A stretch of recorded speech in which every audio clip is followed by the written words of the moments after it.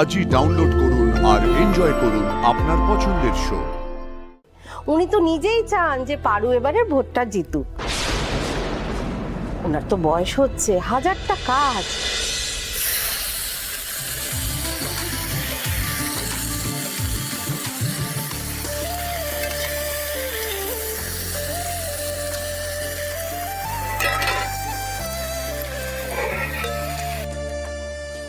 কি গো তোমার হলো? আরে এরপর বেরোলে তো টাউনের বাসটা মিস করব। দিচ্ছি রে বাবা, দিচ্ছি। আমার তো দুটোই হাত, সকাল থেকে তো এই দুটো হাতেই জোয়াল টেনে চলেছি। আমার তো আর 10টা হাত নেই। মা, আমার স্কুলেও দেরি হয়ে যাচ্ছে। যা গিয়ে আগে বাবার কাছে বস, আমি সব ঠিক সময় করে দেবো।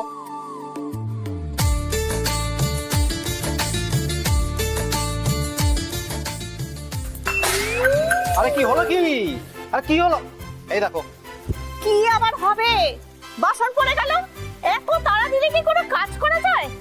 মা, তুমি যা বলো, হাত থেকে বাসন পড়লে বাড়িতে অতিথি আসে, তার মানে আমাদের বাড়িতে অতিথি আসবে। থাক, এই আকালের বাজারে আর অতিথি এসে কাজ নেই।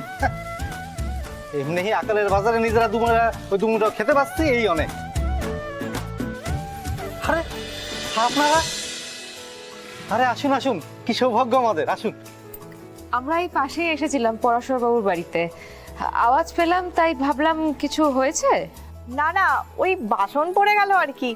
সকাল থেকে বাপ বেটায় মিলে যা তারা দিচ্ছে, আমি একা হাতে আর সামাল দিতে পারছি না। আরে ঠিক আছে, একা সামাল দেওয়ার কি হয়েছে, আমরা তো আছি। আপনারা? হ্যাঁ, আমরা সবাই মিলে হাতে হাতে করে নিলেই তো হয়, এত চিন্তা করার কি আছে বলো তো। আপনারা রান্না করবেন? ওমা, কেন রান্না করতে পারি না? আমরা তো বাড়িতে রোজ রান্না করি। ওই যে আমার বৌমা, ওর হাতে রান্না একবার খেয়ে দেখবেন, জীবনে ভুলতে পারবেন না। না না সিসি, তা কি করে হয়? আমি না হয় আজ এই বাইরে খেয়ে নেবো। আপনি বসুন তো, আর আপনিও বসুন। রানী এসো তো, মা এসো। বসো বসো, তোমরা বসো, আমরা দেখি কি করতে পারি। পারু, আমি বরং ফুলকপিটা নাড়ি, তুই একটু মশলাপাতিগুলো ওই যে ওইখানে আছে দেখ তো।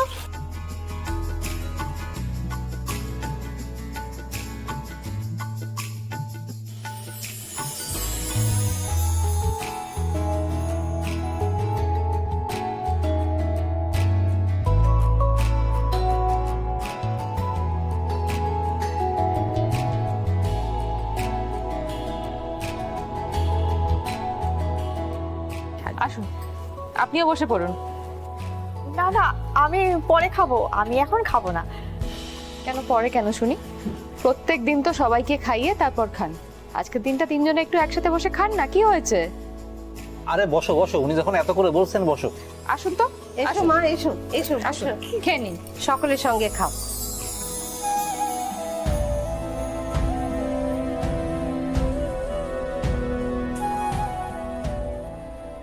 বাহ, কি সুন্দর হয়েছে।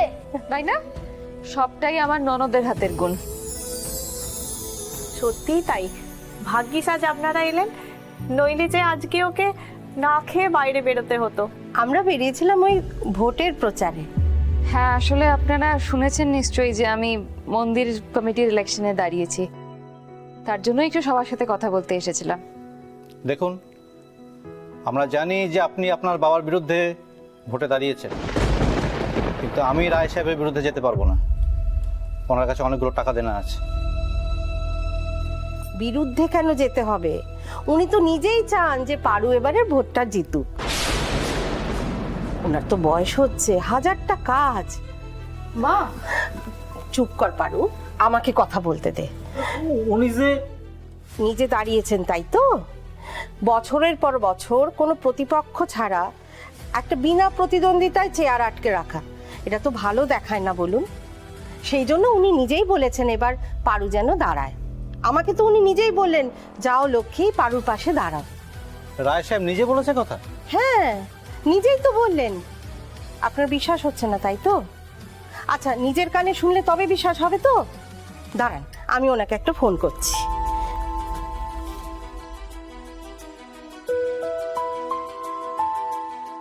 লক্ষ্মী কি করতে চাইছে বলো তো? বুঝতে পারছি না রানী, কি করছে?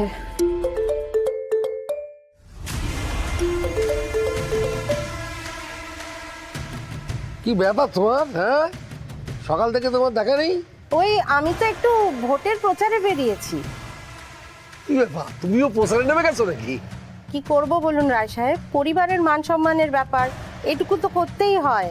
যাক, শুনেও ভালো লাগলো। তা কোথায় গেছো, কোন বাড়িতে? এই এসছি এটা চাঁদপাড়ায় বিমল বাবুর বাড়িতে। হ্যাঁ, তা উনি তো আমার কোনো কথাই বিশ্বাস করছেন না। আপনি একটু ওনাকে যদি পরিষ্কার করে বুঝিয়ে বলেন ব্যাপারটা। আমি ফোনটা একটু স্পিকারে দিই, আপনি একটু বলে দিন ওনাদের। দাও। এই যে ফোন স্পিকারে দিয়েছি, আপনি বলুন এবার। বিমল বাবু, আর বুঝলেন তো, সেদিন তো আর নেই। এখন দিন বদলেছে। এখন তো আর ঘরের মধ্যে মা বোনরা থাকবে না আটকে, তারাও বাইরে বেরোবে। হ্যাঁ, কি বলেন? কাঁধে কাঁধ মিলিয়ে পাশে থাকবে। কিন্তু উনি যা বলছেন, হ্যাঁ, আপনি একটুখানি পরিষ্কার করে বলে দিন তো যে আমি যেটা বলছি সেটাই ঠিক। অবশ্যই আমার স্ত্রী বলছে মানে আরো আমি বলছি, ধরে নেন। হ্যাঁ, তাহলে ফোনটা এবার রাখলাম। হ্যাঁ, কি শুনলেন তো নিজের কানে? এইবার বিশ্বাস হলো তো? রায় সাহেব নিজেই যখন চান তখন আমার আর কি বলার আছে। শোনো মা, আমি পারু, এদিকে আয়, এদিকে আয়। এখানে আর একটা কথাও তুই বলবি না। মা, আমি এইভাবে ভোটে জিততে চাই না, এটা অন্যায়। এরকম মিথ্যে কথা বলে ভোটে জিতা যায় না। পারু, এটা সত্যের লড়াই। যুদ্ধে নেমেছিস তো? সত্যের লড়াই লড়তে গেলে মিথ্যার আশ্রয় নিতে কোনো অন্যায় হয় না।